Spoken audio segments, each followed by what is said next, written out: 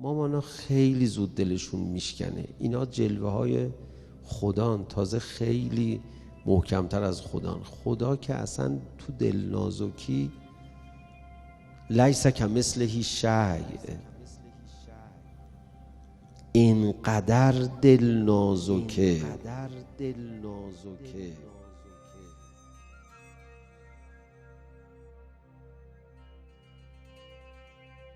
مثلا شما 99% یه کاری رو به خاطر خدا انجام دادی، 1% رو به خاطر دل همسایه.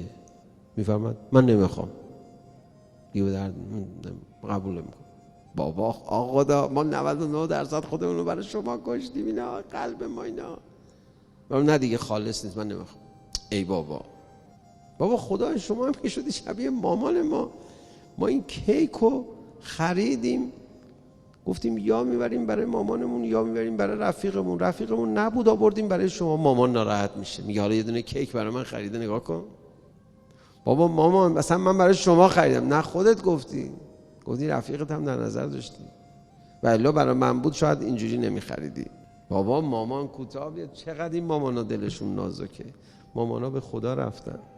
خدا خیلی دل نازکه.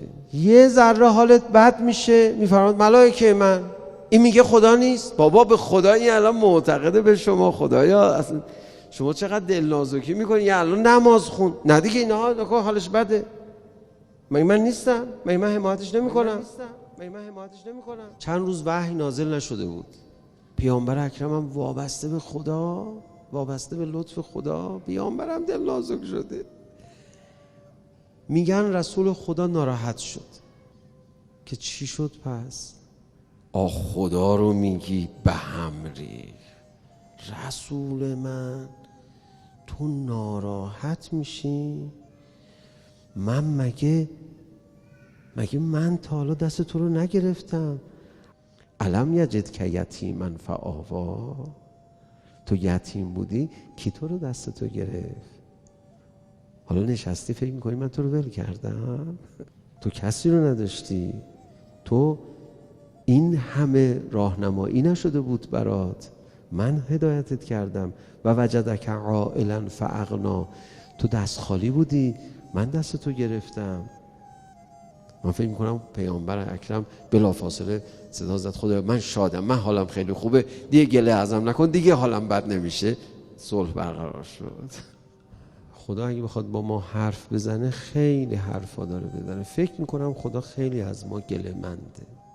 خداوند متعال به شما چی میفرماید؟ چیزایی که به شما میفرماید مهمتر کلماتش، معانیش، از چیزایی که به پیغمبرش گفت. اینجا میفرماید آیا من وحی به سمت تو نفرستادم؟ خب این خیلی خوبه، اما میدونید به ما چی میگه خدا؟ یه حرفی میزنه از یه جهتی قیمتی تره. اون چیه؟ میفرماید من حسین به تو ندادم؟ اینو نمیبینی؟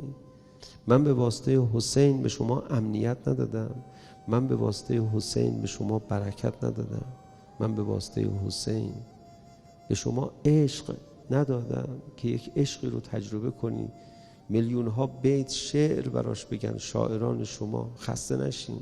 من حالا تو رو ول میکنم بعد تو نشستی حالت بده. باید خیلی خدا رو سپاس بگذاری به خاطر حسینش. خدا خیلی دل نازکه. یه ذره حالت بد میشه میفرماد ملائکه من، این میگه خدا نیست. بابا به خدا این الان معتقده به شما. خدایا اصلا شما چقدر دل نازکی میکنی. یه الان نماز خون، نه دیگه اینها حالش بده. من نیستم؟ من حمایتش نمیکنم؟